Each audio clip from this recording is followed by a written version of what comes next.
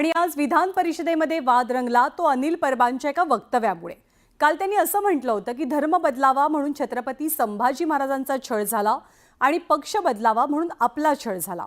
ठाकरेंच्या पक्षाचे नेते अनिल परबांनी हे विधान केलं आणि यावरनं विधान परिषदेत सत्ताधारी विरोधक यांच्यामध्ये जोरदार गोंधळ झाला। सत्ताधाऱ्यांनी आक्रमक पवित्रा घेत अनिल परबांच्या माफीची मागणी केली आणि आपल्यासाठी छत्रपती संभाजीराजे दैवतासमान असल्याचं म्हणत अनिल परबांनी माफीचा प्रश्नच उद्भवत नसल्याचं म्हटलं। संभाजी महाराजांचा विचार वारसा जर कोणी चालवला असेल तर छावा बघा, मालाकडे बघा।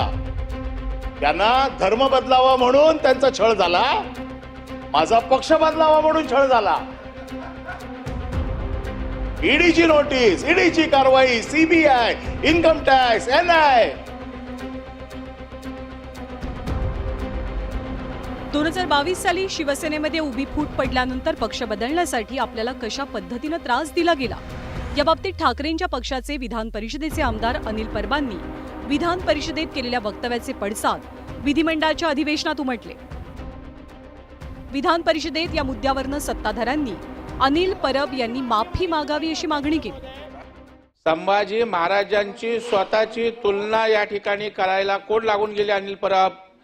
अनिल परब यांनी महाराष्ट्रातील जनतेची माफी मागितली पाहिजे। श्री परब यांनी माफी मागितली पाहिजे, बोललेले शब्द मागे घेतले पाहिजेत, बिनशर्त माफी मागितली पाहिजे आणि छत्रपती संभाजी महाराजांच्या समाधी स्थळावर जाऊन त्यांच्या समाधी स्थळाजवळ नतमस्तक होऊन त्यांनी नाक घासून छत्रपती संभाजी महाराजांची माफी मागितली पाहिजे। स्वतः लोकांची घरं तोडण्यासाठी हे तक्रारी करतात, केंद्रीय मंत्र्यांना अटक होण्यासाठी यांच्या फोन आणि यांचा छळ झालाय।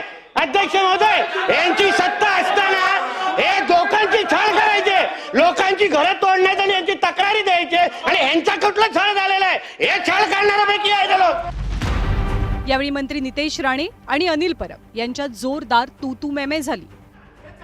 त्यामुळे सभागृहाचं कामकाज 10 मिनिटांपर्यंत सभागृहाचं कामकाज 10 मिनिटांसाठी तहकूब करण्यात येते।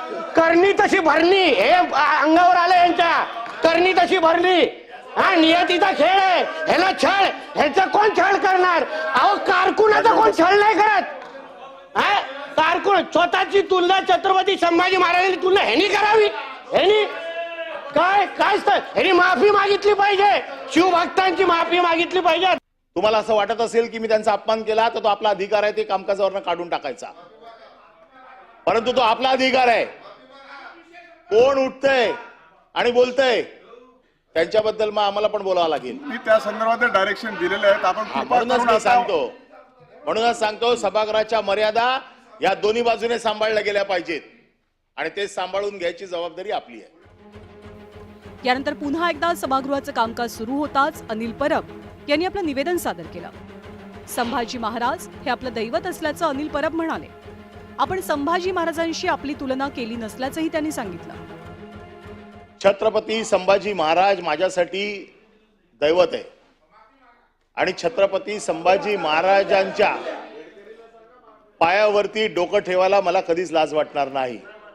ते माझं देव आहेत। मी काल काय बोललो हे आपण तपासून घ्या। तुम्हाला असं वाटत असेल की मी त्यांचा अपमान केला तर तो आपला अधिकार आहे ते कामकाजावरनं काढून टाकायचा, परंतु तो आपला अधिकार आहे। कोण उठतंय आणि बोलतंय त्यांच्याबद्दल मग आम्हाला पण बोलावं लागेल। पण या चर्चेला एक वेगळंच वळण लागलं। अनिल परबांनी एका सत्ताधारी आमदाराच्या जुन्या ट्विटचा संदर्भ दिला आणि मग वाद पेटला। पण या सभागृहातल्या एका सदस्याने आपल्या कुत्र्याचं नाव शंभू ठेवलंय। घ्या त्याची माफी पहिले। शंभू नाव ठेवलंय या गुढीपाडव्याला, त्याची माफी मागणार काय? त्याची माफी मागणार काय? सभागृहामध्ये सत्ताधारी आणि विरोधकांमधल्या गदारोळामुळे विधान परिषदेचं कामकाज पुन्हा एकदा तहकूब करण्यात आलं। त्यामुळे अनिल परब यांच्या मुद्द्याचा विषय आज सभागृहामध्ये कमालीचा गाजला। Bureau report, news 18 Lokmat.